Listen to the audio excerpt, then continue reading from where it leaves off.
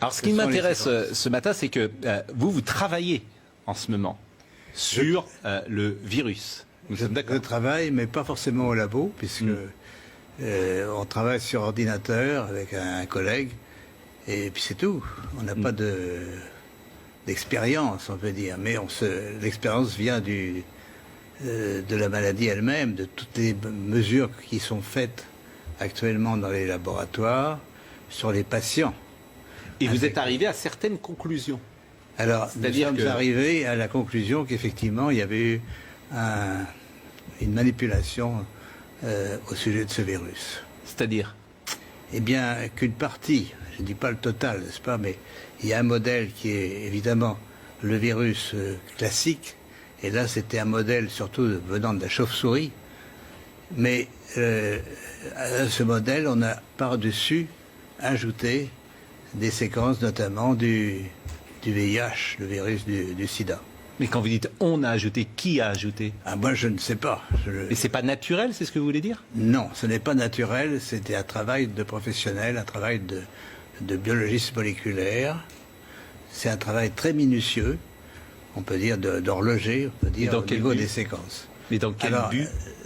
Dans quel but, ça n'est pas clair. Moi je l'expose, si vous voulez. Mon travail, c'est d'exposer les faits, c'est tout. Je n'accuse personne, je ne sais pas qui a fait ça et pourquoi.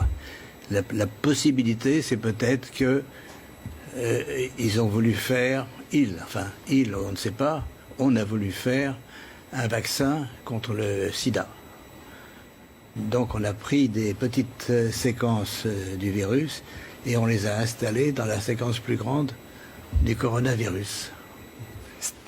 Alors, je suis pas sûr de comprendre tout ce que vous dites. C'est-à-dire que dans ce virus, il y a une part de VIH? Voilà, c'est ça.